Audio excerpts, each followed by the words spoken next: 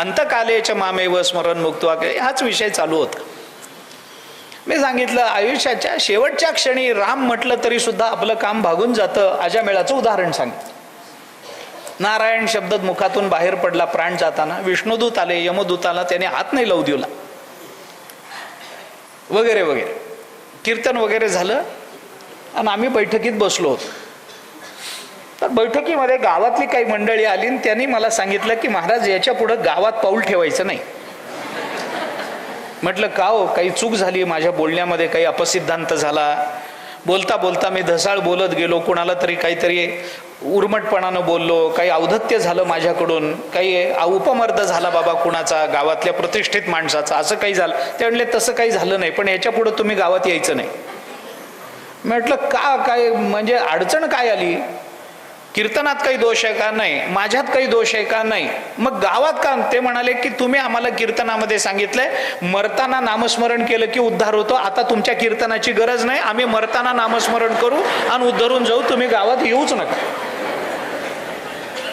मी म्हटलं असं जर होणार असेल तर माझ्या एवढा आनंदी या जगतामध्ये दुसरा कोणीच नाही.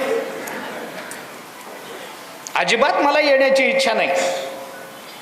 मी थोडासा या मताचा माणूस आहे. बरं, तुम्हाला काय माझं पुरोगामित्व वाटेल, नाहीतर काही वाटू द्या, पण आम्हाला प्रवचन करायची गरज बंद पडली त्या दिवशी समाज सुधारला असं मानणारा मी माणूस आहे.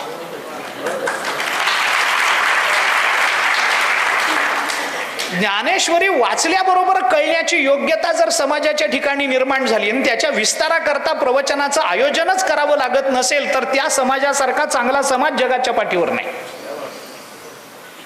मी म्हटलं मला आनंदच आहे कीर्तन प्रवचन थांबलं तर, आनंदानं थांबू द्या, पण मला एक सांगा, मी येत नाही गावामध्ये, मला काही अपेक्षा नाही, पण मला एक सांगा की मरणाच्या वेळेला तुम्ही नक्की रामकृष्ण हरी म्हणणार आहात हे मला आत्ता लिहून द्या.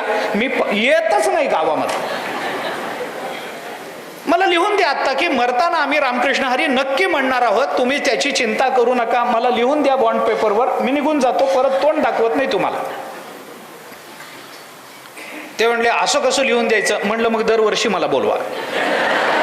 असं कसं म्हणजे का?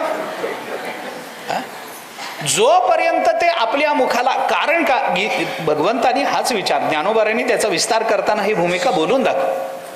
त्याचं कारण सरळ सरळ असं आहे की जोपर्यंत आमच्या जिभेला त्या नावाचं तसं वळण लागत नाही, सवय लागत नाही, तोपर्यंत ते नाव आमच्या जिभेला शेवटी येत नाही.